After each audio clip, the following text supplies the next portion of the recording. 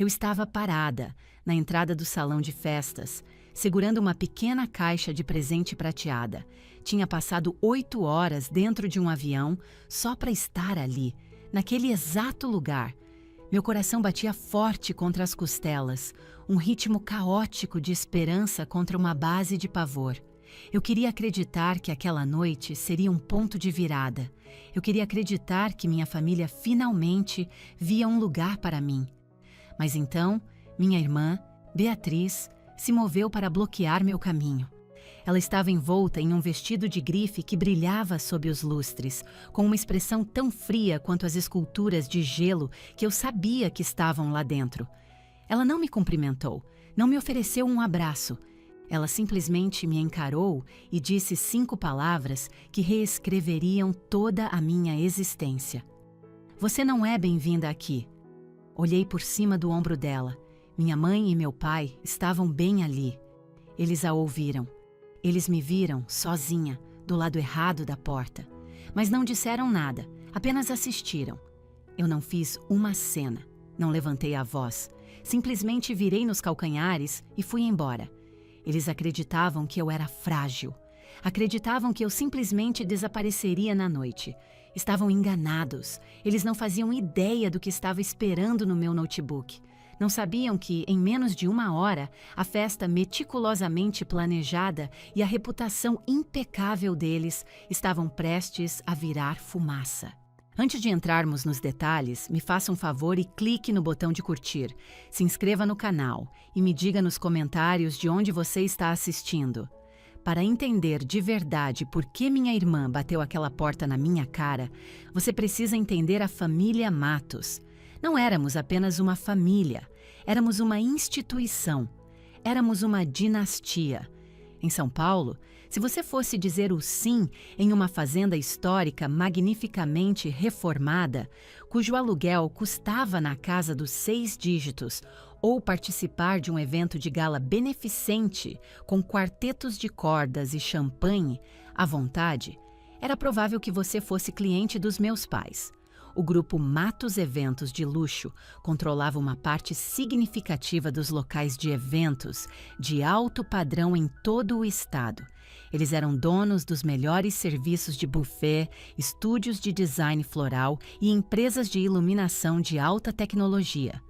Por fora, minha família parecia uma aristocracia moderna. Eles estavam no negócio de fabricar contos de fadas para os outros. Meu pai, Roberto Matos, era o rei carismático. Ele conseguia dominar uma sala com um sorriso e um aperto de mão firme, fazendo com que cada pessoa se sentisse o convidado de honra. Minha mãe, Vitória, era sua rainha. O sorriso dela era perfeito para as páginas das revistas de alta sociedade, but se tornava gelado no momento em que as câmeras se desligavam. E havia as 2 filhas. Havia Beatriz e havia eu, Helena. Enquanto crescíamos, nossa casa não era um lar, era um centro de comando. A mesa de jantar servia como sala de reuniões. Não discutíamos nossos sentimentos ou como foi nosso dia na escola. Discutíamos fluxos de receita, listas de clientes importantes e gerenciamento da percepção pública. Aprendi desde cedo que o afeto na casa dos Matos era uma mercadoria. Você o conquistava sendo um ativo para a marca. Se suas ações elevassem a imagem da empresa, você era uma filha digna. Se não contribuísse para a grande visão, era apenas uma despesa. Beatriz entendeu essa dinâmica instintivamente. Ela era 3 anos mais velha que eu e um reflexo perfeito de nossos pais. Tinha o cabelo loiro característico da minha mãe e o sorriso predatório do meu pai. Ela não queria apenas se envolver nos negócios da família, queria consumi-los. Aos 16 anos, ela já oferecia críticas não solicitadas à estética dos locais. Aos 22, era a diretora de operações oficial. Ela era o eco do meu pai, imitando seu andar e seus padrões de fala. Quando estavam juntos em eventos, apresentavam uma fachada formidável e inquebrável. Minha mãe olhava para Beatriz com uma espécie de orgulho voraz, vendo uma versão mais jovem e ainda mais ambiciosa de si mesma. E então havia eu. Eu não tinha a visão. Essa era a palavra que meu pai sempre usava. Helena, ele suspirava, olhando por cima do meu dever de casa de cálculo. Você está sempre tão perdida nos pequenos detalhes. Não consegue ver o quadro geral. Você simplesmente nem tem essa garra. E ele estava certo. Eu não tinha essa garra em particular. Não encontrava empolgação em arranjos florais ou dobras de guardanapo. Eu a encontrava na verdade. Eu a encontrava nos números. Os números eram limpos. Eles não sorriam na sua cara enquanto tramavam pelas suas costas. Se um cálculo estivesse incorreto, estava simplesmente incorreto. Você podia identificar o erro e corrigi-lo. Não dava para usar o charme para se livrar de uma equação falha. Então, me tornei perita contábil. Na maioria das famílias, ter uma filha contadora certificada pelo CRC seria motivo de orgulho. É uma profissão estável e respeitada. Mas para os Matos, era mundano. Faltava glamour. Você não pode estampar uma planilha na capa de uma revista de sociedade. Lembro-me vividamente de um jantar de Natal. Eu tinha 25 anos. Tinha acabado de ser promovida em uma firma conceituada em São Paulo. Estava orgulhosa do que havia conquistado, tendo trabalhado por isso inteiramente por conta própria, sem usar nenhuma das conexões da minha família. Estávamos todos sentados ao redor da longa e polida mesa de mogno, o lustre de cristal brilhando acima. Minha mãe detalhava a última aquisição deles. Um vinhedo histórico. Vai ficar absolutamente deslumbrante, disse ela, cortando seu filé mignon. Beatriz tem um plano brilhante para importar mármore travertino da Itália, à nova sala de degustação. Isso adicionará uma camada de sofisticação do velho mundo. Beatriz interveio, tomando um gole delicado de vinho. E nos permitirá aumentar a taxa de reserva do local em 20%. Excelente, disse meu pai com um aceno de cabeça. Muito estratégico, Beatriz. Limpei a garganta, desejando até mesmo uma fração daquela aprovação.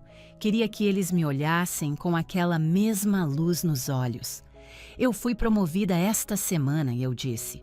O silêncio que se seguiu foi imediato e pesado. Foi o tipo de silêncio que desce quando um garçom derruba uma bandeja cheia de copos. Minha mãe ergueu o olhar, o garfo suspenso no ar. Ah, que bom, Helena! Veio com um aumento de salário? Sim, eu disse. E agora vou liderar minha própria equipe de auditoria. Bem, meu pai interveio, limpando os lábios com um guardanapo de linho. É bom que você tenha um pequeno hobby para se manter ocupada. Embora eu ainda acredite que você está desperdiçando seu potencial trabalhando para outras pessoas. Se você tivesse apenas aplicado sua mente ao lado criativo das coisas, poderia estar gerenciando nossa filial de Campos do Jordão agora. Eu nem quero gerenciar a filial de Campos do Jordão, eu disse suavemente. Eu gosto do que faço. Beatriz soltou uma risada curta e aguda. Ah, Heleninha, sempre tão cautelosa. Você tem aversão total ao risco. É por isso que você nunca vai entender o que fazemos. Nós criamos sonhos. Você apenas conta os feijões. E todos riram. Meu pai, minha mãe e minha irmã. Riram da minha carreira, da minha ambição, da minha vida inteira. Fiquei sentada ali, forçando um sorriso no rosto, sentindo-me uma completa estrangeira na minha própria casa. Essa era a ordem estabelecida. Beatriz era o evento principal. Eu era a espectadora. E esperava-se que a espectadora permanecesse em silêncio e aplaudisse. À medida que nos tornamos adultas, o abismo entre nós se alargou. Beatriz foi instalada em uma cobertura no centro da cidade, financiada pela empresa. Ela dirigia um SUV de luxo fornecido pela empresa. Ela fazia viagens de negócios para Paris e Florença que pareciam suspeitosamente com férias luxuosas. Eu morava em um modesto apartamento de 2 quartos no subúrbio. Eu pagava meu próprio aluguel e dirigia um carro seminovo. E na maior parte eu estava contente com isso. Eu valorizava a minha independência. Gostava de saber que cada coisa que eu possuía eu havia conquistado. Eu nem lhes devia nada, mas, no fundo, uma pequena parte de mim ainda ansiava que meu pai dissesse: "Estou orgulhoso de você." Uma parte de mim desejava que minha mãe ligasse só para conversar, não apenas para pedir ajuda com suas finanças pessoais, porque não confiava nos próprios contadores da empresa com seus gastos privados. Eles só entravam em contato quando precisavam de assistência técnica. Helena, este smartphone novo é impossível. Helena, revise este contrato de fornecedor. A taxa de juros é justa? Helena, conserte isso. Eu era o suporte de TI deles, a mecânica deles. Eu era útil, mas não era valorizada. Há um mundo de diferença entre os dois. A rejeição na festa de gala nem foi um evento repentino. Foi um muro construído tijolo por tijolo ao longo de 30 anos. Foi construído com cada aniversário esquecido, enquanto o meio aniversário de Beatriz era comemorado com uma festa suntuosa, porque caía durante a alta temporada de eventos. Foi construído com cada apresentação, em que Beatriz era minha filha e eu era nossa outra filha, a contadora. Eles mediam seu valor pela sua proximidade com o trono. Beatriz estava perto, respirando o mesmo ar no escritório, endossando cada uma de suas ideias questionáveis. Eu estava distante. Eu fazia perguntas difíceis. Eu tinha limites. E para um narcisista, um limite é um ato de guerra. Tentei construir uma ponte. Levei meu noivo, Lucas, para conhecê-los. Lucas era um bom homem, gerente sênior de logística em uma empresa de transportes. Quando começamos a namorar, ele se sentia intimidado pela minha família. Seu pai é uma força da natureza, Lucas me disse. Eu sei, eu disse. Apenas faça seu trabalho e tente ficar fora do radar dele. Lucas via como eles me tratavam. Ele via as reviradas de olhos sutis quando eu expressava minha opinião. Ele via como minha mãe criticava minha roupa enquanto elogiava a de Beatriz. Ele tentou me defender, mas eu sempre o dispensava. Não vale a pena a briga, eu dizia. É o jeito deles. Eu estava tão condicionada à negligência emocional deles que a aceitava como normal. Acreditava que toda a família tinha o filho de ouro e o bode expiatório. Pensei que se eu apenas me provasse, se fosse inteligente o suficiente ou bem-sucedida o suficiente, um dia eles finalmente me veriam. Mas você não pode forçar alguém a ver algo que está determinado a ignorar. Os últimos anos que antecederam a gala foram os mais tensos. O negócio estava se expandindo, mas a pressão interna também. Meu pai ficou mais agressivo, minha mãe mais obcecada com a imagem pública. E Beatriz estava se tornando uma tirana. Ela exercia seu poder sem um pingo de sabedoria, tratando os funcionários como objetos descartáveis. Ela demitia pessoas por capricho. Mantive distância, focando na minha própria vida com Lucas. Éramos felizes. Estávamos planejando nosso casamento. Então o telefone tocou. Não era uma ligação para saber como eu estava. Não era um convite para jantar. Era meu pai, sua voz tensa de estresse. Helena, disse ele, temos um problema. O que há de errado? Perguntei, um nó familiar se formando no meu estômago. Nosso contador-chefe, o Sr. Almeida. Ele se demitiu. Simplesmente saiu esta manhã sem aviso prévio. Deixou-nos numa bagunça completa bem antes da auditoria trimestral. Sinto muito por ouvir isso, eu disse, cautelosamente. Preciso que você venha, ele afirmou. Não você pode, mas eu preciso que você. Preciso de alguém em quem eu possa confiar para colocar os livros em ordem até encontrarmos um substituto. Apenas por algumas semanas. Vamos te compensar, é claro. Hesitei. Um sino de alerta estava soando na minha cabeça.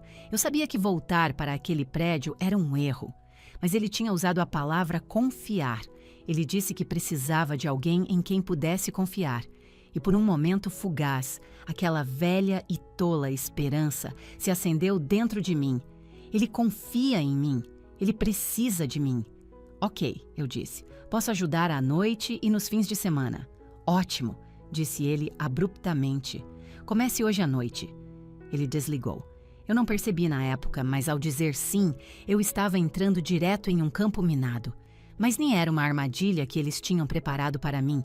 Era uma que eles tinham preparado para si mesmos, e eu estava prestes a pisar no detonador. Cheguei à sede da Matos Eventos de Luxo às 6 da tarde. Era uma imponente estrutura de vidro e aço no bairro empresarial mais nobre de São Paulo. O logotipo da empresa, um M, estilizado entrelaçado com louros dourados, estava por toda parte.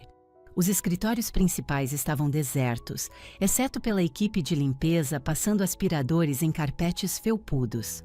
Caminhei por um corredor forrado de fotografias. Meus pais apertando as mãos de governadores, celebridades e titãs da indústria. Não havia fotos minhas. Fui para o departamento financeiro, escondido nos fundos do prédio, longe do showroom opulento onde eles impressionavam seus clientes. O antigo escritório do Sr. Almeida estava um caos. Pilhas de papel cobriam todas as superfícies. Gavetas de arquivos estavam abertas. Parecia a cena de uma fuga apressada. Sentei-me à mesa dele e liguei o computador, usando as senhas de administrador que meu pai havia fornecido. Respirei fundo. Apenas organize os arquivos, eu disse a mim mesma. Prepare as contas para o novo contratado. Faça um bom trabalho. Deixe-os orgulhosos. Nos primeiros dias, o trabalho foi rotineiro. Era tedioso e repetitivo, mas simples para mim. Organizei faturas, reconciliei extratos bancários e equilibrei o livro-caixa. Estava desorganizado, mas nada parecia abertamente criminoso. Mas na segunda semana, comecei a notar inconsistências. Os números são sua própria linguagem e se você é fluente, eles contam uma história. A história que esses números estavam contando era profundamente perturbadora. Começou com a folha de pagamento da equipe de buffet. Eram as pessoas que faziam o trabalho pesado, carregar bandejas pesadas, montar centenas de cadeiras e limpar depois dos eventos até às 3 da manhã. Eram todos trabalhadores horistas. Notei um padrão claro. Um grande número de funcionários havia registrado 50, 60, até 70 horas semanais durante o auge da temporada de casamentos de verão. Mas quando cruzei essas folhas de ponto com o livro razão final da folha de pagamento, o sistema que realmente emitia os contra-cheques, suas horas eram consistentemente limitadas a 40. As horas extras haviam desaparecido. Tinham sido manualmente sobrescritas e deletadas do sistema. Franzi a testa. Seria um erro do sistema? Localizei as folhas de ponto físicas e assinadas em uma caixa empoeirada no canto. Comparei-as lado a lado com o livro Razão Digital. As cópias em papel mostravam as horas reais trabalhadas. Os arquivos digitais mostravam os números alterados e mais baixos. Isso não era uma falha. Alguém havia deliberadamente entrado no sistema e apagado milhares de horas extras. Estávamos falando de centenas de milhares de reais roubados de garçons, bartenders e equipes de limpeza. Pessoas que ganhavam perto do salário mínimo. Uma onda de náusea me atingiu. Isso era roubo de salários descarado. Era ilegal. Recostei-me na cadeira, o coração batendo forte. Talvez o papai me saiba, pensei, tentando encontrar uma desculpa. Talvez Beatriz tenha feito isso sem o conhecimento dele. Ou talvez tenha sido o Almeida. Decidi investigar mais a fundo. Se eles estavam cortando custos aqui, onde mais estavam fazendo isso? Abri uma pasta rotulada Programas de Auxílio Federal. Durante a pandemia, o setor de hospitalidade foi devastado. O governo havia oferecido subsídios e empréstimos substanciais para ajudar as empresas a manter seus funcionários. A Matos Eventos de Luxo havia recebido um subsídio enorme, mais de 15 milhões de reais. Os termos do subsídio eram inflexíveis. Os fundos deveriam ser usados exclusivamente para folha de pagamento, aluguel e serviços públicos para manter o negócio solvente durante os lockdowns. Abri a planilha que rastreava como o dinheiro do subsídio havia sido gasto. De acordo com o relatório oficial enviado ao governo, os fundos foram alocados inteiramente para a retenção de funcionários, mas eu tinha acesso aos registros de transferências bancárias internas. Comecei a seguir o dinheiro.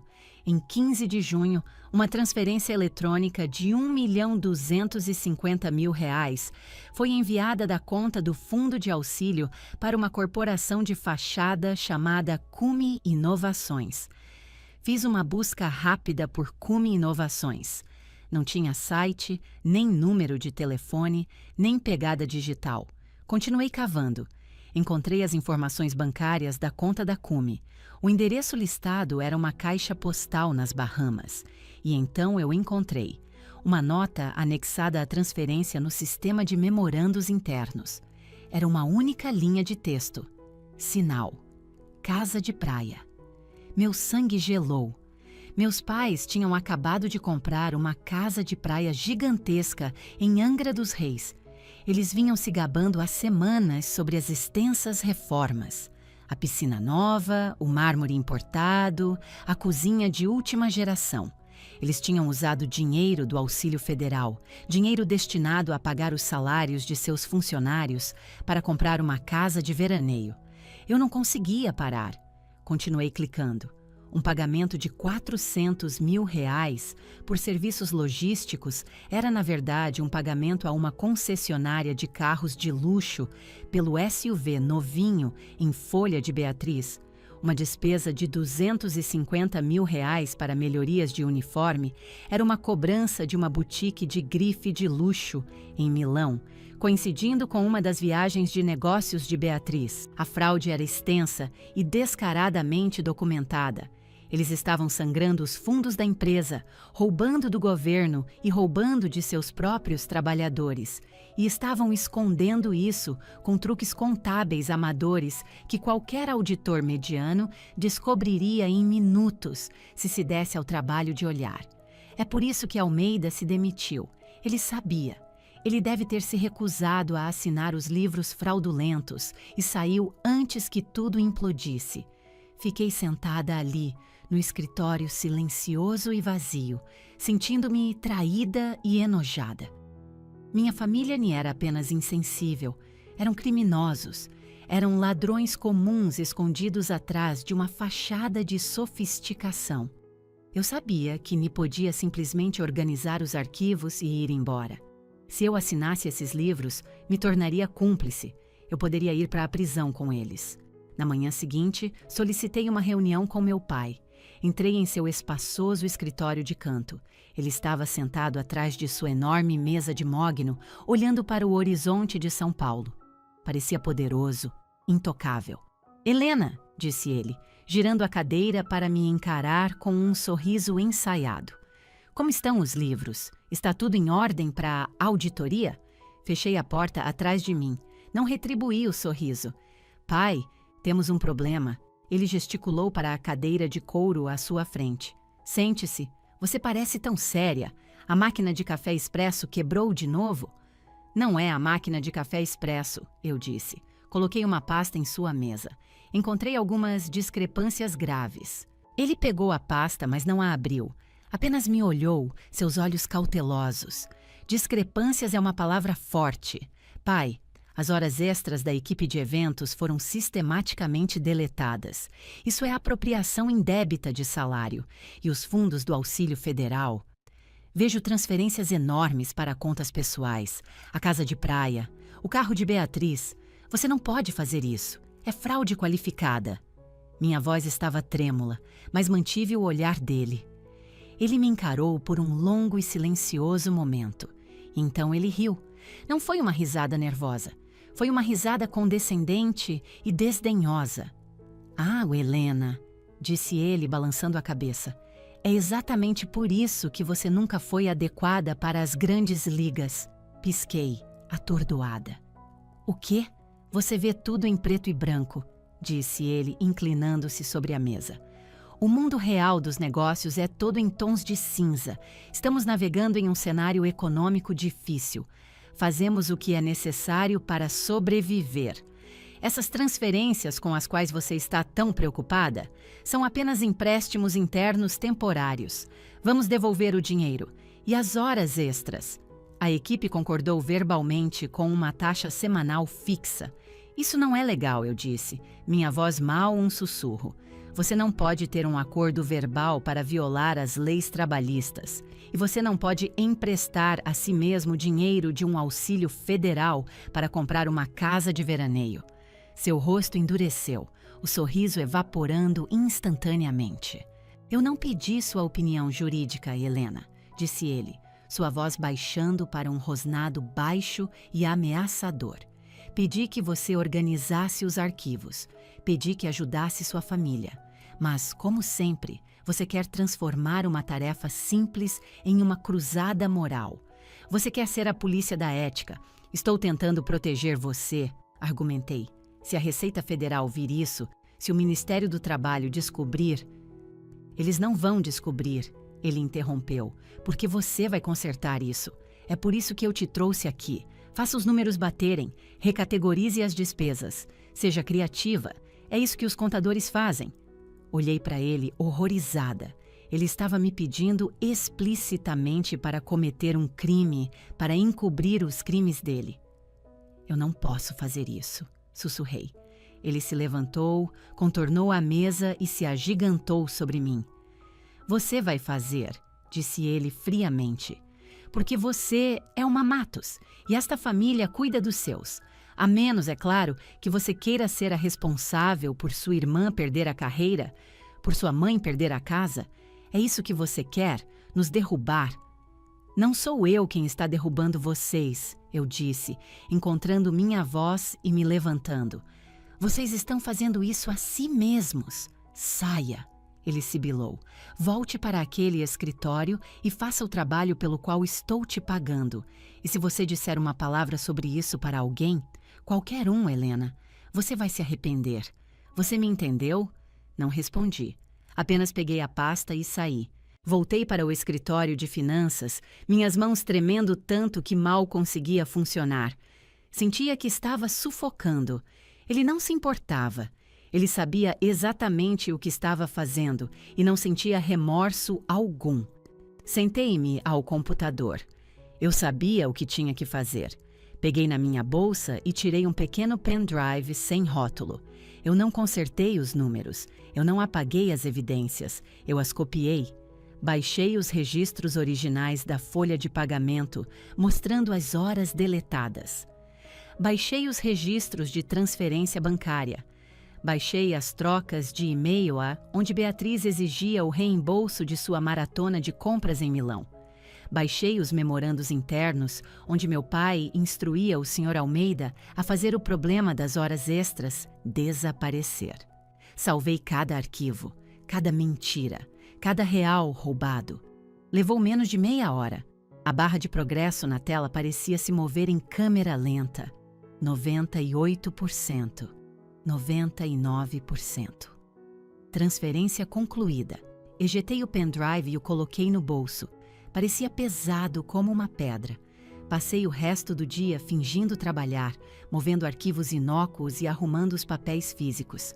Fiz parecer que estava sendo a filha obediente. Ao sair naquela noite, passei pelo segurança do saguão. Boa noite, senhora Matos, disse ele com um aceno amigável. Boa noite. Fui para o meu carro, entrei e tranquei as portas. Segurei o volante até meus nós dos dedos ficarem brancos. Eu tinha a prova, mas eu não ia usá-la. Ainda não. Eu ainda era uma Matos, condicionada a proteger a família a todo custo. Disse a mim mesma que guardaria aquilo como um seguro, caso eles tentassem me culpar pela bagunça. Disse a mim mesma que talvez, apenas talvez, eles recuperassem o juízo e consertassem tudo sozinhos. Eu era tão ingênua. Pensei que o pior já tinha passado. Pensei que o confronto com meu pai tinha sido o clímax. Eu nem fazia ideia de que a traição final ainda estava por vir. Eu não fazia ideia de que em poucas semanas eles não me pediriam apenas para mentir por eles. Eles tentariam me apagar completamente. A tarefa temporária acabou. Voltei à minha vida normal e esperei. Então, o convite chegou. Quando o trabalho temporário terminou, eu esperava algum tipo de conversa. Pensei que meu pai pudesse me chamar em seu escritório para dizer: "Obrigado pela sua ajuda, Helena." Pensei que minha mãe pudesse pelo menos me convidar para jantar, como um gesto de gratidão. Mas não ouvi nada. No meu último dia, deixei meu cartão de acesso na mesa e enviei um breve e-mail para meu pai, confirmando que os arquivos estavam organizados conforme solicitado. Fiquei olhando para a tela por 10 minutos, esperando uma resposta. Silêncio. Saí daquele prédio e dirigi para casa. Verifiquei meu celular obsessivamente durante todo o fim de semana, pensando, com certeza eles vão ligar. Com certeza eles entendem que eu acabei de salvá-los da ruína total. Mas o telefone permaneceu em silêncio. O silêncio se estendeu por semanas. Era um tipo único de dor, não a picada aguda de uma discussão, mas a dor surda e constante de ser completamente esquecida. Foi a percepção final e esmagadora de que, para eles, eu nem era uma filha, eu era uma temporária. Uma prestadora de serviços não remunerada que eles usaram e depois guardaram em uma gaveta até a próxima crise. Tentei retomar minha vida normal. Foquei no meu trabalho de verdade. Planejei meu casamento com o Lucas, mas havia um vazio no meu peito. Eu carregava o segredo de seus crimes comigo para todos os lugares, um peso pesado na minha alma. Toda vez que via uma foto de Beatriz nas redes sociais, sorrindo em algum baile de caridade ou em um iate, sentia uma onda de enjoo. Eu sabia quem estava pagando por aquele estilo de vida. A faxineira que trabalhava 60 horas por semana, mas só recebia por 40. Ela pagava por isso. Então, 2 meses depois, um envelope grosso, cor de creme, chegou pelo correio. Tinha caligrafia dourada e o endereço de remetente familiar. A propriedade Matos. Eu o abri. Dentro havia um cartão pesado com letras em relevo. Roberto e Vitória Matos têm o prazer de convidá-lo. Para celebrar o 35º aniversário da Matos Eventos de Luxo. Uma noite de legado e luxo. Era o evento social do ano. Meus pais vinham planejando essa festa de aniversário há uma década. Seria realizada em seu principal local, o grande salão de festas de um hotel histórico no centro. Segurei o convite, meu polegar traçando as letras douradas em relevo. Por que eles tinham enviado isso? Era um ramo de oliveira? A maneira deles de dizer, volte para o rebanho? Ou eu era apenas mais um nome em uma lista de mala direta automatizada? Mostrei para o Lucas naquela noite enquanto ele fazia o jantar. Ele olhou para o cartão e franziu a testa. Você não está pensando em ir, está? Ele perguntou. Eu não sei, admiti. É o 35º aniversário deles. É um marco enorme. Helena, disse ele largando a espátula. Eles te trataram como lixo. Seu pai te ameaçou. Eles te usaram para encobrir os rastros deles e depois te ignoraram.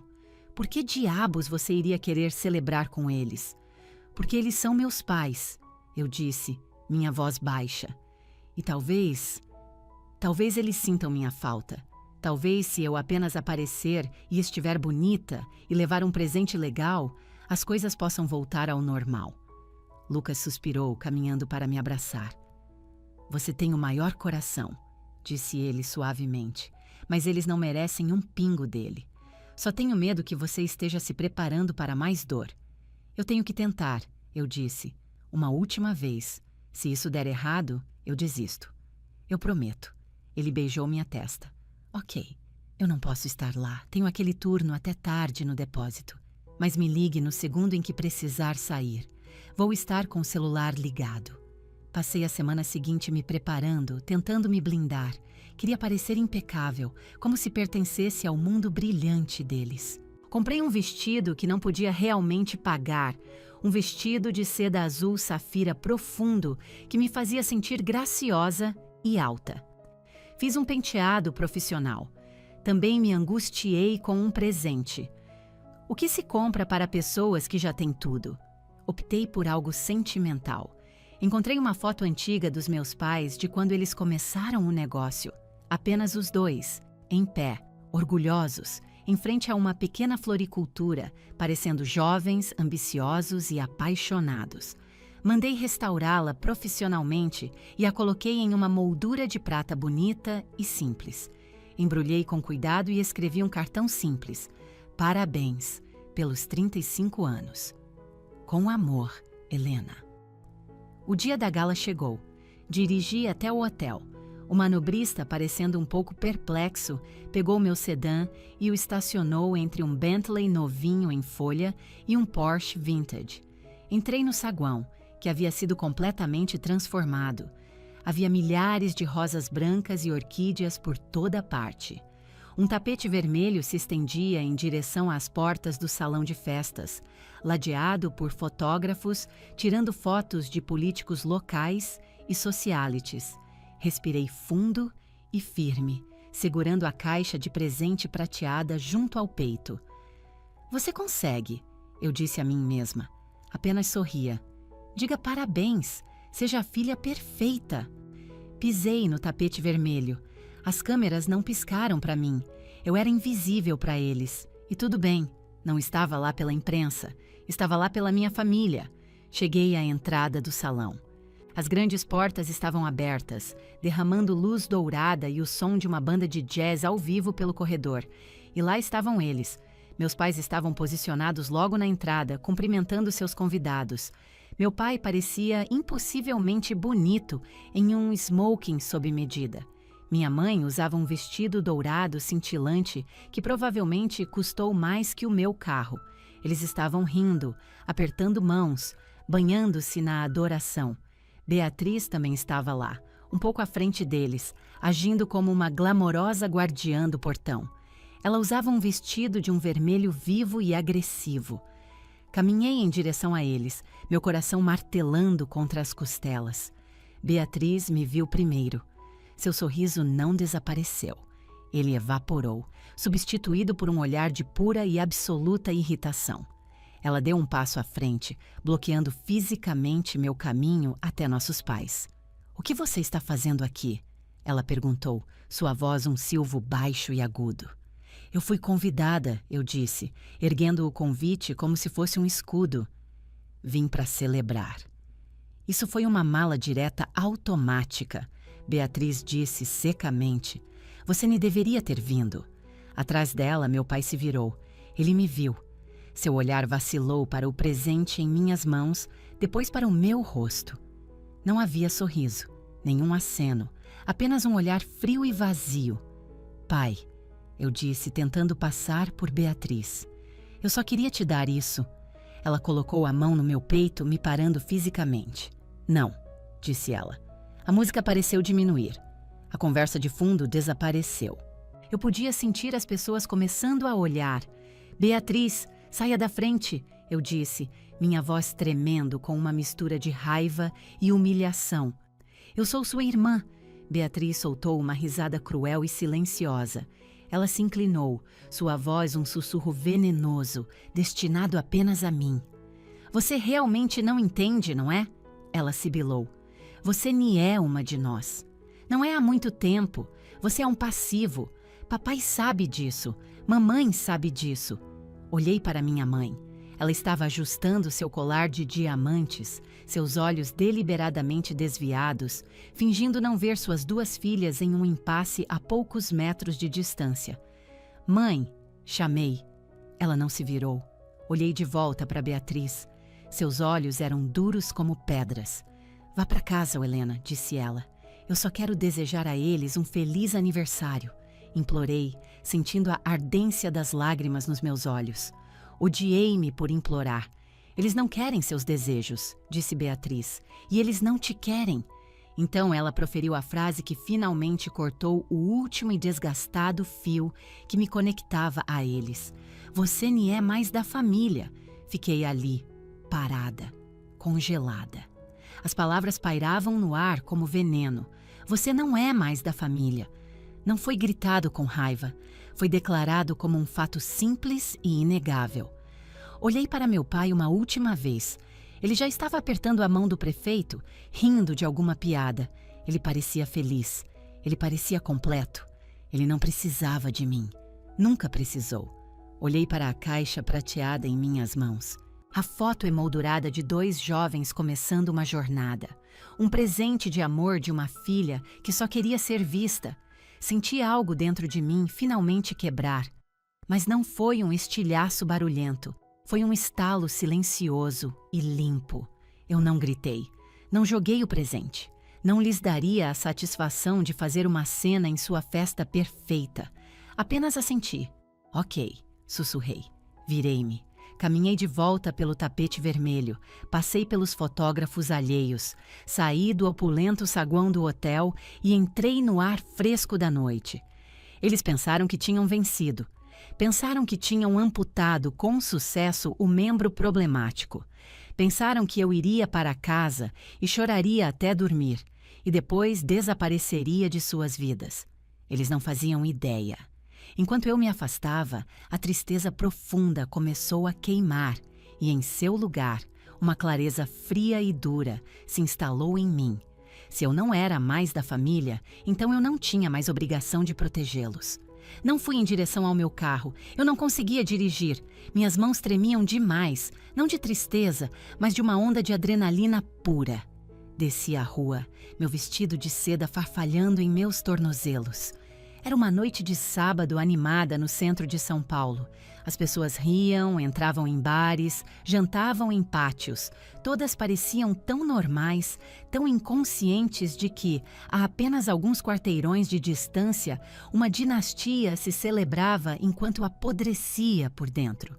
Eu precisava de um lugar para sentar, para pensar. Encontrei uma pequena cafeteria a 3 quarteirões do hotel. Não era glamourosa. Era uma cafeteria de rede, estéril, com luzes fluorescentes e música alternativa baixa. Estava quase vazia, exceto por um estudante debruçado sobre um livro e um barista de aparência cansada limpando o balcão. Entrei, o sino na porta soando suavemente. O barista ergueu o olhar, sua expressão uma mistura de surpresa e confusão, ao ver uma mulher em traje de gala em sua loja às 8 da noite. "Posso ajudar?" ele perguntou. "Só um café preto grande, por favor", eu disse. Minha voz soava distante, robótica, até para meus próprios ouvidos. Paguei, peguei o copo e encontrei uma pequena mesa no canto dos fundos, longe das janelas. Coloquei a caixa de presente prateada sobre a mesa. Ela ficou ali, um escárnio silencioso. Empurrei-a para o lado. Então peguei minha bolsa grande. Eu tinha trazido meu notebook. Por quê? Principalmente por hábito.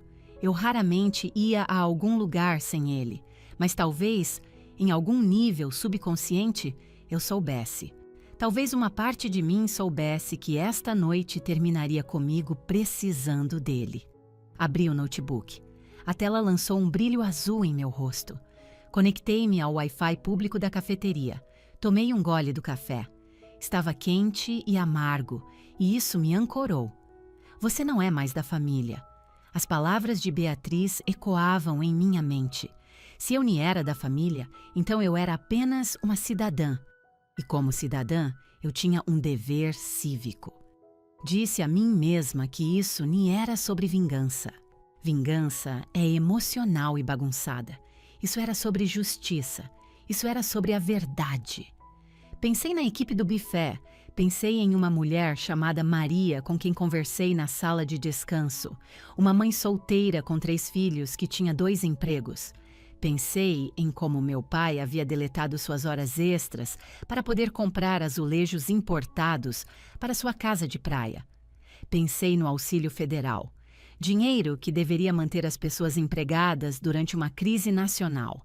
Dinheiro que meus pais haviam desviado para financiar seu estilo de vida luxuoso.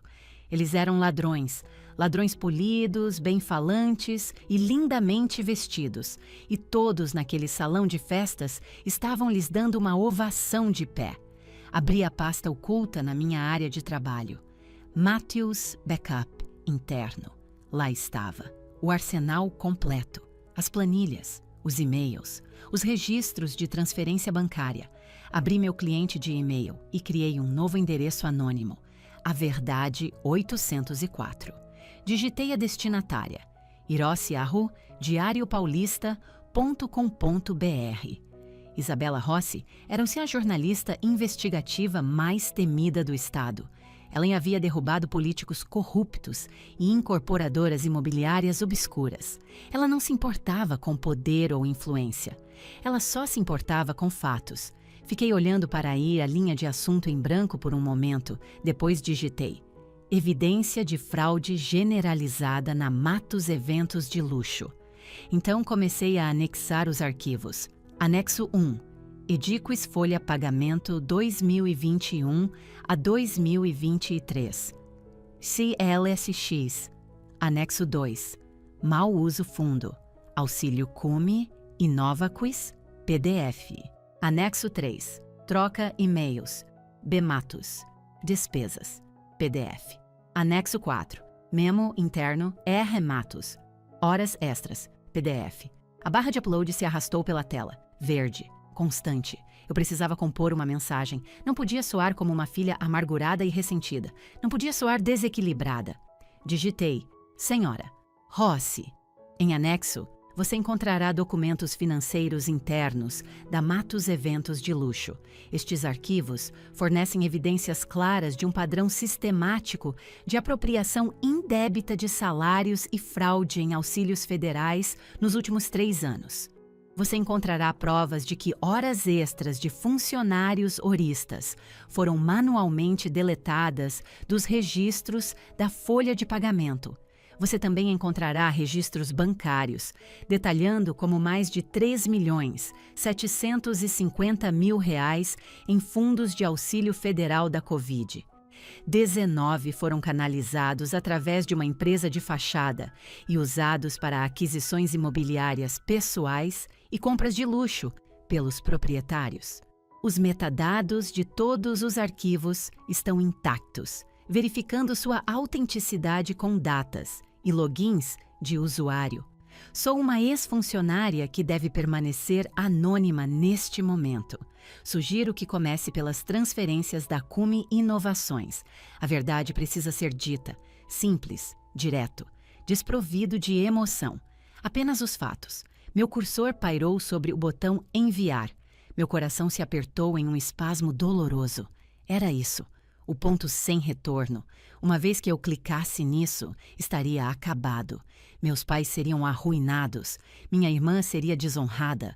A empresa que meu avô havia começado, o império que meu pai havia construído, viraria pó. Olhei para a caixa de presente prateada uma última vez. Pensei no olhar frio e vazio do meu pai.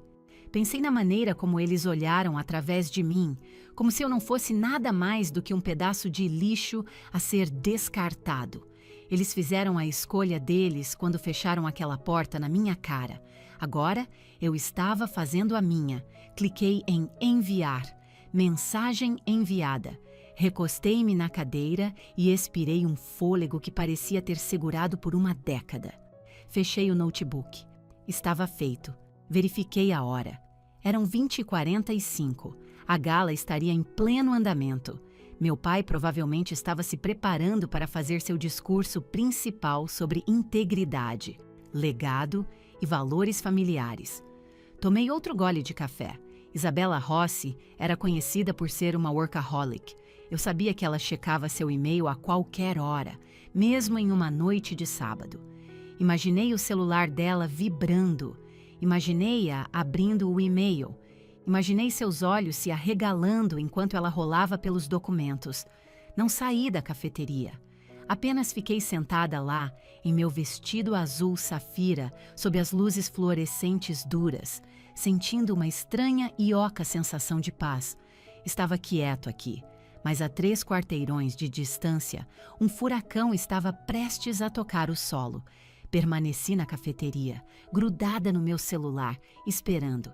Às 21h15, uma notificação apareceu. Era do aplicativo de notícias do Diário Paulista. Urgente. Império de Eventos de Luxo. Matos Eventos. Acusado de fraude federal massiva e roubo de salários. Cliquei no link. Minhas mãos tremiam, mas desta vez era com uma estranha energia elétrica. O artigo foi rápido e impiedoso. Isabela Rossi não se conteve. A manchete era dura. Abaixo dela, uma foto do meu pai sorrindo em um evento de caridade recente. E abaixo disso estavam os documentos. Meus documentos. Ela havia publicado capturas de tela dos registros de folha de pagamento adulterados com as horas deletadas destacadas. Havia um gráfico claro e fácil de seguir traçando o dinheiro do Fundo de Auxílio do Governo para meia empresa de fachada nas Bahamas. Havia uma citação direta de uma fonte anônima, afirmando que os proprietários usaram dinheiro dos contribuintes para comprar uma casa de praia particular, enquanto seus funcionários lutavam para sobreviver. Mudei para o Instagram e procurei a hashtag oficial da gala. Matos 35 anos. Há apenas 20 minutos, o feed era uma cascata de brindes de champanhe, selfies e elogios à decoração. Agora, o tom havia mudado drasticamente. Encontrei um vídeo postado há apenas 2 minutos por um convidado. A filmagem estava tremida. Mostrava o salão de festas. Meu pai estava no palco, no meio do discurso, segurando um microfone. Ele parecia confuso. Na plateia, era possível ver o efeito cascata. Começou com as pessoas nas mesas do fundo, seus rostos iluminados pelo brilho de seus celulares. Depois vieram os sussurros, espalhando-se de uma pessoa para outra. Então as pessoas começaram a mostrar suas telas para seus companheiros de mesa. Os aplausos educados haviam cessado. Um murmúrio baixo e ansioso crescia, soando como um ninho de vespas perturbado.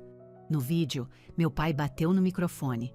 Se eu puder ter a atenção de vocês, por favor, gostaria de fazer um brinde, mas ninguém estava prestando atenção. A câmera se moveu para o lado da sala quando as grandes portas duplas se abriram. Não eram garçons com a sobremesa, era um grupo de 6 homens e mulheres em ternos escuros. Eles não usavam smokings, usavam jaquetas com letras amarelas em negrito nas costas. Ministério do Trabalho. Atrás deles, 2 policiais uniformizados.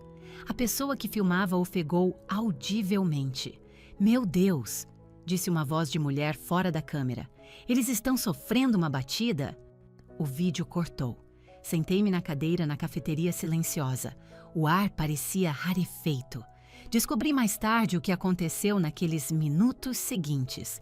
A equipe de resposta rápida do Ministério do Trabalho havia sido informada por Isabela Rossi 1 hora antes de sua matéria ir ao ar. Como as evidências mostravam atividade criminosa, ativa e contínua, a adulteração da folha de pagamento, eles tinham base para proteger o local imediatamente para evitar a destruição de registros. Eles entraram diretamente na pista de dança. A banda de jazz vacilou e depois parou de tocar completamente. O agente principal se aproximou do palco. Ele não pegou o microfone, mas sua voz era firme e ecoou pela sala silenciosa. Ele falou diretamente com meu pai. Não conseguia ouvir as palavras, mas vi o rosto do meu pai desmoronar completamente. Toda a cor sumiu dele. Ele parecia uma estátua se transformando em pó. Beatriz correu para a frente e tentou intervir. Uma foto disso apareceu no Twitter 5 minutos depois. Ela, apontando um dedo trêmulo para o agente federal, seu rosto contorcido em uma máscara de pura raiva. Era o rosto que ela sempre reservara para mim. Mas agora, o mundo inteiro podia vê-lo. Os convidados não precisaram ser mandados embora. Começaram a pegar seus casacos e bolsas, um êxodo frenético da elite da cidade. Eram pessoas que valorizavam suas reputações acima de tudo. Não queriam ser vistas em uma cena de crime. Não queriam ter sua foto tirada ao lado de um fraudador. O salão de festas, que momentos antes era um monumento ao sucesso, agora era uma cena de crime federal. Fechei meu notebook, guardei-o na bolsa e saí da cafeteria. O ar da noite estava fresco na minha pele. Podia ouvir o uivo distante de sirenes se aproximando, indo em direção ao hotel. Não sorri. Não senti um senso de triunfo. Apenas senti um senso pesado e profundo de finalidade. Eles me disseram que eu não era da família. Eles me disseram que eu nem pertencia. Eles estavam certos. Eu não pertencia a um mundo construído sobre mentiras. Entrei no meu carro e dirigi para casa, para o subúrbio. Ainda não liguei para o Lucas. Precisava sentar com o silêncio por mais um tempo. Precisava me preparar, porque eu conhecia a família Matos. Eles não iriam cair em silêncio e estariam procurando alguém para culpar. Na manhã seguinte, o sol nasceu como se nada tivesse mudado, mas tudo tinha. Eu estava na minha pequena mesa da cozinha de roupão, com uma xícara de café fumegante na minha frente. Meu celular vibrava sem parar desde as 6 da manhã. Chamadas perdidas da minha mãe. Chamadas perdidas do meu pai. Uma série de mensagens de texto cada vez mais frenéticas de Beatriz, variando de "Onde você está?" a "Precisamos conversar agora." Ignorei todas elas. A notícia estava em toda parte. Era a matéria principal em todos os telejornais matinais locais. Império de eventos local implode da noite para o dia. Família Matos sob investigação federal por fraude. Ministério do Trabalho apreende ativos da empresa. Lucas ainda estava dormindo. Ele tinha chegado tarde do turno, exausto. Ele sabia que algo grande havia acontecido pelos alertas de notícias, mas eu disse a ele que explicaria tudo pela manhã. Então, às 8h30 da manhã, aconteceu. Uma batida forte e frenética na minha porta da frente. Eu sabia quem era. Tomei um gole lento de café, levantei-me, apertei o cinto do meu roupão e caminhei até a porta. Abri. Eles estavam todos lá. Meu pai, minha mãe e Beatriz. Pareciam devastados. Ainda estavam com as roupas amassadas da noite anterior. O smoking do meu pai estava desalinhado, a gravata borboleta pendendo frouxamente em seu pescoço.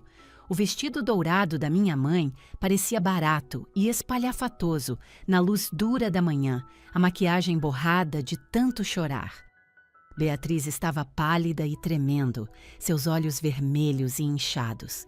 Eles me esperaram por um convite. Passaram por mim e entraram na minha pequena sala de estar. "Você tem que nos ajudar", disse minha mãe, sua voz um apelo desesperado. Ela não olhou para mim, não perguntou como eu estava. Foi direto à exigência. "Feche a porta", latiu meu pai, andando de um lado para o outro na sala como um lobo enjaulado. "Precisamos alinhar nossa história antes que os advogados cheguem." Fechei a porta e me encostei nela, cruzando os braços. "O que vocês estão fazendo aqui?" perguntei calmamente. "Não se faça de boba, Helena", Beatriz retrucou do meu sofá. "Você viu as notícias. Alguém hackeou nossos servidores. Alguém vazou documentos adulterados para a ceia imprensa." "Adulterados?" Levantei uma sobrancelha. "Claro que são adulterados", gritou meu pai, parando de andar para me encarar. Ou, no mínimo, foram tirados completamente de contexto. A mídia não entende as complexidades do nosso negócio. Estão distorcendo tudo. Ele respirou fundo, tentando recuperar a compostura, vestindo sua máscara de fechador de negócios. "Helena", disse ele, sua voz agora artificialmente suave, "você é contadora. Você conhece nossos livros. Você conhece o sistema. Precisamos que você vá ao escritório, olhe os arquivos e emita uma declaração pública. Diga que foram erros de digitação, uma falha no software." Olhei para ele. Ele estava falando sério. Ele achava que podia contornar isso. "Você quer que eu diga que foi uma falha?" perguntei. "Você quer que eu diga ao governo federal que R$ 1.250.000 que você transferiu para as Bahamas, para a sua casa de praia, foi um erro de software?" Meu pai congelou. Seus olhos se estreitaram. "Como você soube que era para a casa de praia?" Ele perguntou em voz baixa. O artigo de notícias ainda não havia mencionado esse detalhe específico. Não hesitei. "Porque eu vi o memorando, pai. Quando estava trabalhando para você, vi a nota que você anexou à transferência." A sala ficou em silêncio mortal. Minha mãe ofegou. Beatriz ergueu o olhar, boquiaberta. "Você sabia", sussurrou minha mãe. "Você sabia o tempo todo e não disse nada? Eu tentei dizer a vocês." Eu disse, minha voz firme.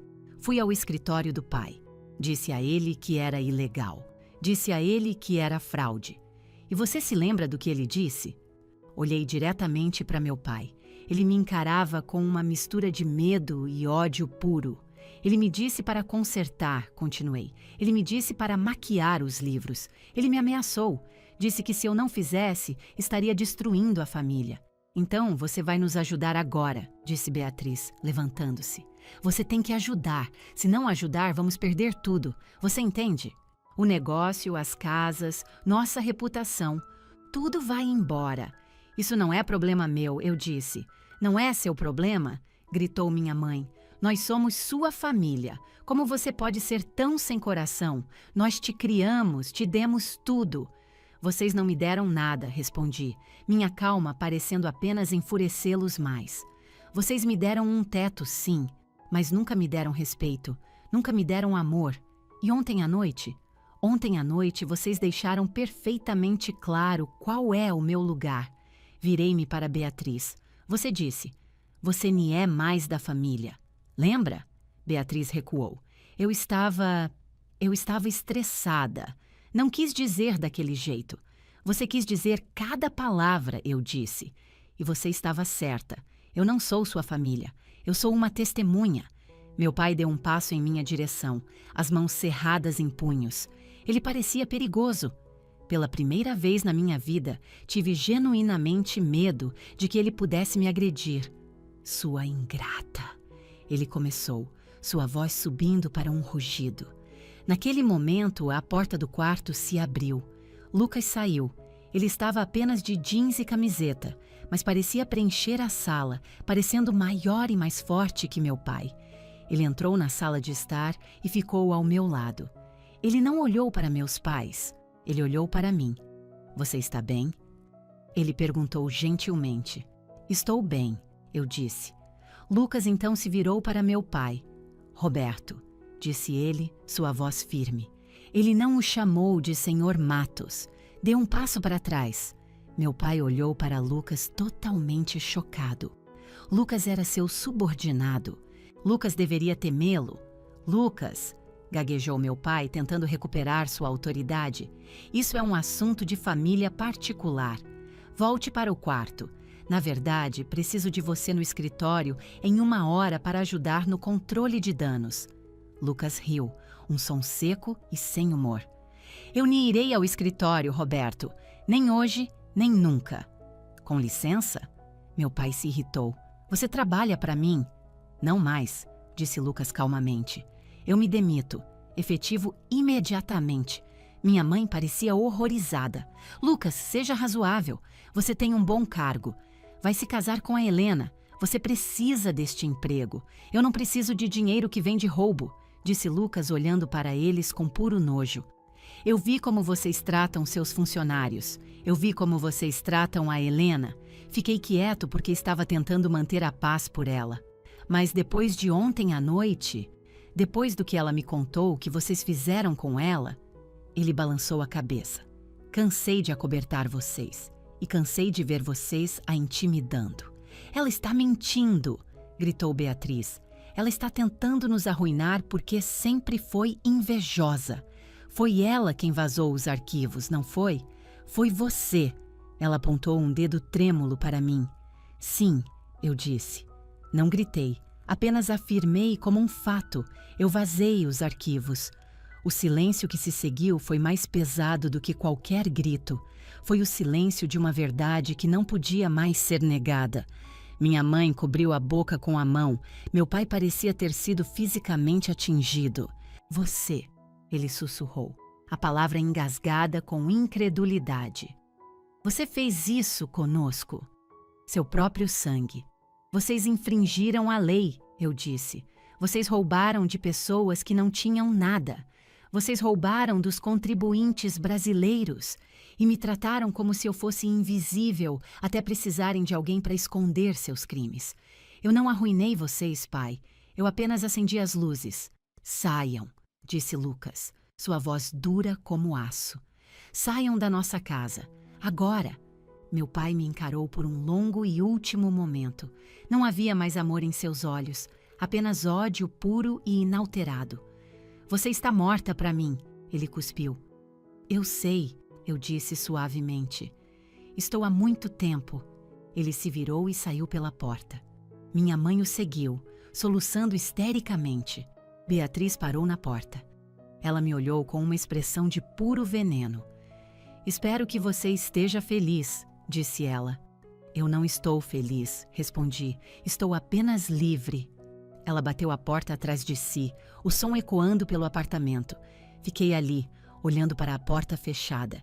Minhas pernas pareciam fracas e eu deslizei lentamente até o chão. Lucas sentou-se ao meu lado, envolvendo-me em seus braços. Ele não disse uma palavra. Apenas me abraçou enquanto eu finalmente começava a tremer. Tinha acabado. A ferida estava aberta. A ponte era cinzas. Mas, pela primeira vez na minha vida, o ar na sala parecia limpo. As semanas seguintes foram um turbilhão de advogados, entrevistas na mídia e manchetes gritantes. A investigação do Ministério do Trabalho foi minuciosa e implacável. Eles apreenderam todos os computadores, todos os arquivos, todos os registros bancários.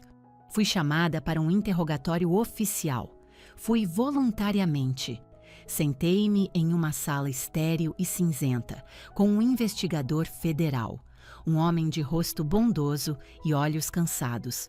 Ele me pediu para explicar os arquivos que eu havia enviado à jornalista. Eu o fiz. Expliquei as empresas de fachada, as contas laranjas e como a Cume Inovações não passava de uma caixa postal. Mas o testemunho mais contundente não veio de mim. Veio dos funcionários. Assim que a história estourou, os anos de medo se dissolveram. A equipe percebeu que os Matos não eram mais intocáveis. Eles perceberam que não estavam sozinhos. Uma mulher chamada Mônica Alves foi a primeira a falar publicamente. Ela era uma mulher quieta do departamento de folha de pagamento. Lembro-me dela ser diligente e perpetuamente apavorada de perder o emprego. Sentei-me no fundo do tribunal durante uma audiência preliminar e a observei depor. Ela parecia tão pequena, mas sua voz era forte e clara.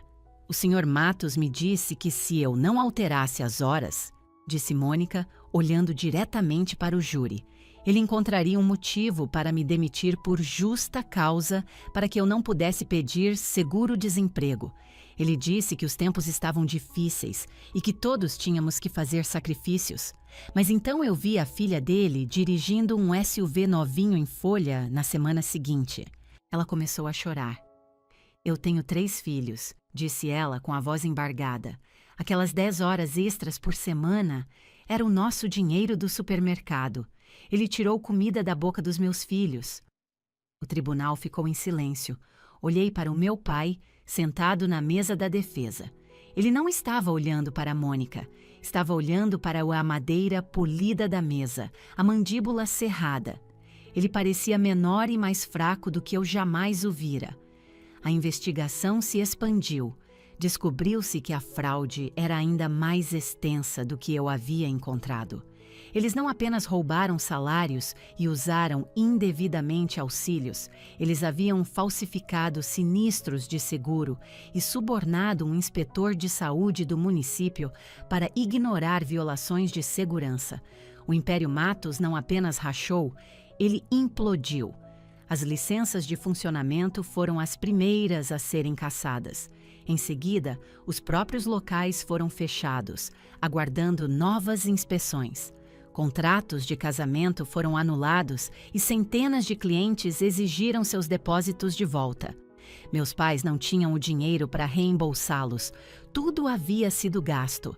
Foram forçados a liquidar ativos. Vi o anúncio online um mês depois. A casa de praia em Angra dos Reis.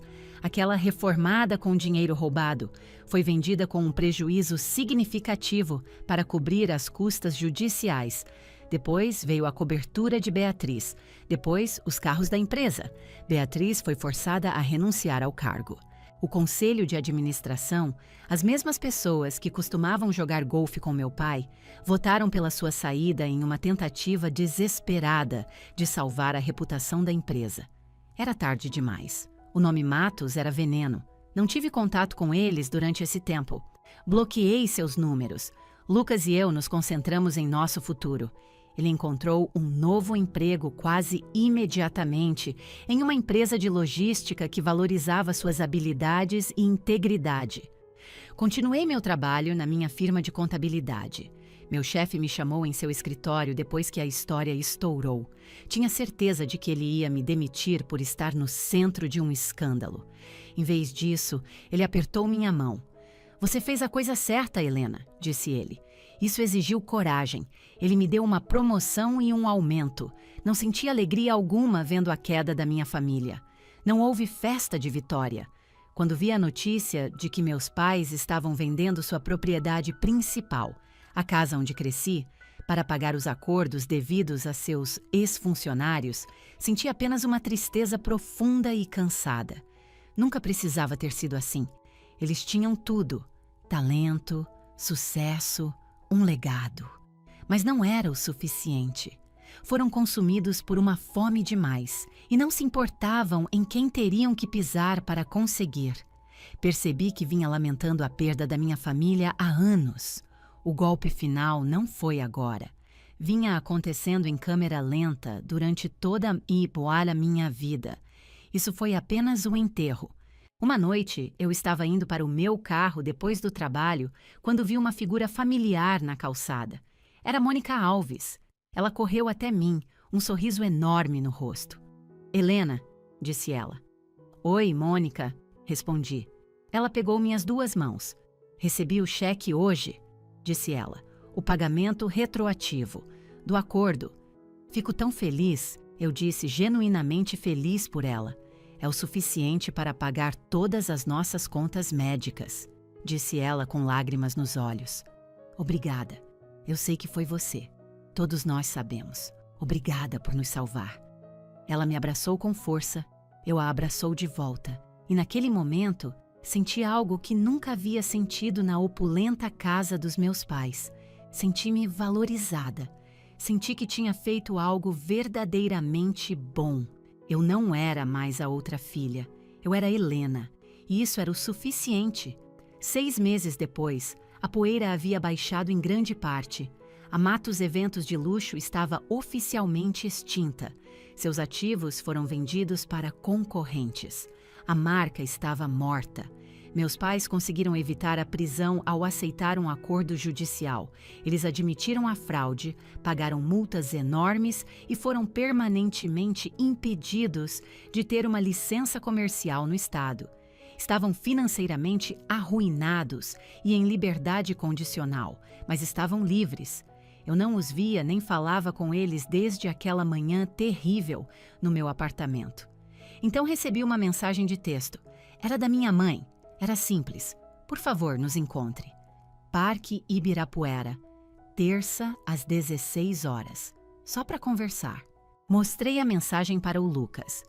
"Você nem precisa ir", ele disse imediatamente. "Você não deve absolutamente nada a eles." "Eu sei", eu disse, "mas acho que preciso. Não por eles, por mim. Preciso vê-los uma última vez, agora que não tem poder. Preciso fechar este capítulo para sempre. Fui sozinha. Lucas se ofereceu para ir comigo, mas eu sabia que era algo que eu tinha que fazer sozinha. O parque estava lindo no outono, as folhas um brilhante tapete de vermelho e dourado. Eu os vi sentados em um banco perto do lago. Pareciam estranhos. Meu pai, que sempre andava tão ereto em seus ternos caros, estava curvado em uma jaqueta simples e jeans. Seu cabelo estava completamente branco. Ele apenas olhava para os patos na água. Minha mãe não usava joias. O olhar aguçado e calculista em seus olhos se fora, substituído por uma expressão flácida e derrotada. Beatriz não estava com eles. Ouvi dizer que ela se mudou para outro estado para recomeçar, em algum lugar onde ninguém conhecia seu nome. Aproximei-me do banco. "Olá", eu disse. Ambos olharam para cima. Os olhos da minha mãe se encheram de lágrimas instantaneamente. Meu pai apenas me olhou com uma expressão cansada e vazia. "Helena", disse minha mãe, "obrigada por vir." Permaneci de pé na frente deles. "O que vocês querem?", perguntei, não de forma rude, mas diretamente. "Queríamos nos desculpar", disse minha mãe, com a voz embargada. "Perdemos tudo, Helena. O negócio, a casa, nossos amigos. Foi tudo embora." "Eu sei", eu disse. "Estávamos com tanta raiva de você", ela continuou. por muito tempo, mas tivemos muito tempo para pensar e percebemos uma coisa. Ela olhou para meu pai, que deu um aceno lento e dolorido. Percebemos que fomos nós que fizemos isso, disse meu pai, com a voz rouca. Não você. Nós fizemos. Ficamos gananciosos. Tornamo-nos arrogantes. Ele me olhou nos olhos e pela primeira vez na minha vida não havia julgamento em seu olhar. Você foi a única que sempre nos disse a verdade, disse ele. Todos os outros apenas diziam sim, porque queriam nosso dinheiro ou nossa influência. Você foi a única corajosa o suficiente para dizer parem, e nós a punimos por isso. Sinto muito, Helena. Sinto muito por termos te tratado daquele jeito, soluçou minha mãe. Sinto muito por termos feito você sentir que não era boa o suficiente. Você sempre foi mais do que suficiente. Eu os ouvi, eu os vi chorar. Uma parte pequena e mais jovem de mim queria chorar com eles, correr para seus braços e fingir que tudo poderia ser consertado. Mas eu sabia que não podia. O dano era profundo demais. A confiança não estava apenas quebrada, havia sido moída até virar pó. Eu agradeço por dizerem isso. Eu disse com a voz firme. De verdade, podemos recomeçar? Perguntou minha mãe, um lampejo de esperança em sua voz. Temos um pequeno apartamento agora. Você poderia vir jantar. Poderíamos ser uma família novamente. Olhei para as folhas coloridas caindo das árvores, para a água cintilante do lago. Não, eu disse gentilmente. O rosto da minha mãe desmoronou. Mãe, pai, eu disse. Eu os perdoo, de verdade. Não os odeio, não quero que sofram. Então por quê? Ela perguntou. Porque perdão não é o mesmo que reconciliação, eu disse. É sobre deixar a raiva ir, mas também é sobre deixar ir a esperança de que as coisas possam ser o que eram antes. Somos pessoas diferentes agora. Eu tenho uma vida e vocês têm a de vocês. Elas simplesmente nem se encaixam mais. Somos seus pais, sussurrou meu pai.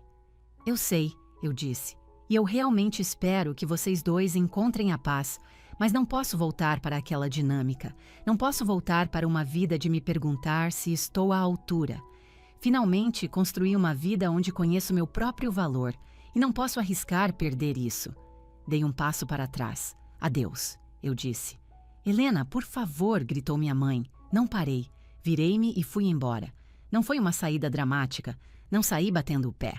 Apenas caminhei. E a cada passo sentia um peso saindo dos meus ombros. Eu não carregava mais as expectativas deles.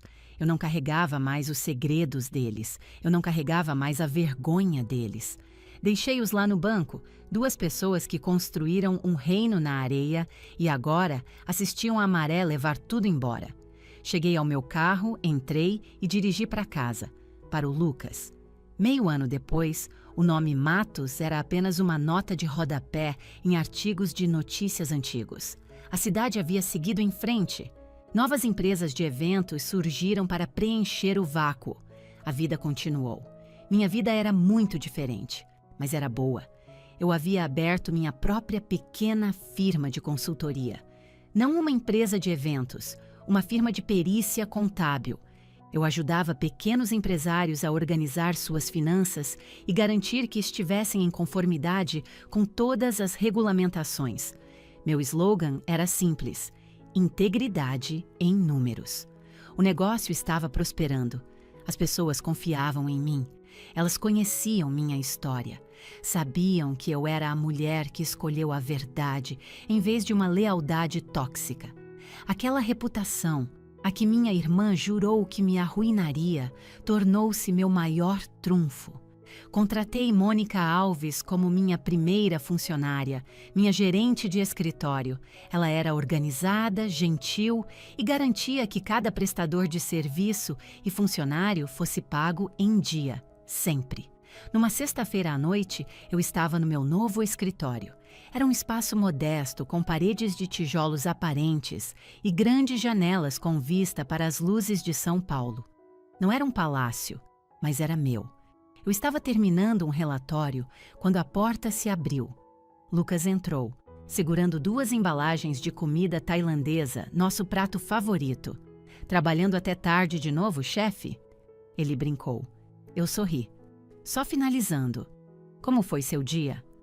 Bom, disse ele, sentando-se na beirada da minha mesa. Passei pela antiga sede da sua família hoje. Estão transformando em um novo centro médico. Que bom, eu disse. Um lugar de cura em vez de um lugar para se esconder. Lucas olhou para mim, estendendo a mão para colocar uma mecha de cabelo solta atrás da minha orelha. Sabe, disse ele suavemente, eu estava pensando naquela noite na gala, quando você saiu. Sim? Você parecia tão pequena e sozinha, disse ele, mas você era a pessoa mais forte em todo aquele hotel. Eu não me sentia forte, admiti. Sentia que ia me despedaçar. Mas você não se despedaçou, disse ele. Você sobreviveu, e você não apenas sobreviveu. Você prosperou. Ele fez uma pausa. Você se arrepende? Alguma vez desejou ter guardado o segredo e continuado parte da família? Olhei pela janela para as luzes da cidade. Pensei nos jantares solitários naquela longa mesa de mogno. Pensei na crueldade de Beatriz e na indiferença fria dos meus pais. Pensei nos sorrisos falsos e nos crimes muito reais. Então olhei ao redor do meu próprio escritório. Olhei para o trabalho que estava fazendo, um trabalho que genuinamente ajudava as pessoas. Olhei para Lucas, o homem que me amava exatamente por quem eu era, não pelo que eu podia fazer por ele. Não, eu disse, nem por um único segundo. Você nos destruiu, Helena, disse Lucas, ecoando um pensamento com o qual lutei por muito tempo. Você apenas parou de protegê-los de si mesmos. Há uma diferença. Eu sei, eu disse. Foi só isso que precisou. A verdade não precisou da minha ajuda para derrubá-los. Só precisou ser libertada. Comemos nosso jantar no escritório silencioso, rindo de algo bobo e planejando uma trilha para o fim de semana. Eu não era mais a herdeira de um império fraudulento. Eu não era mais a filha decepcionante. Eu era Helena Matos. Eu era contadora. Eu era uma futura esposa.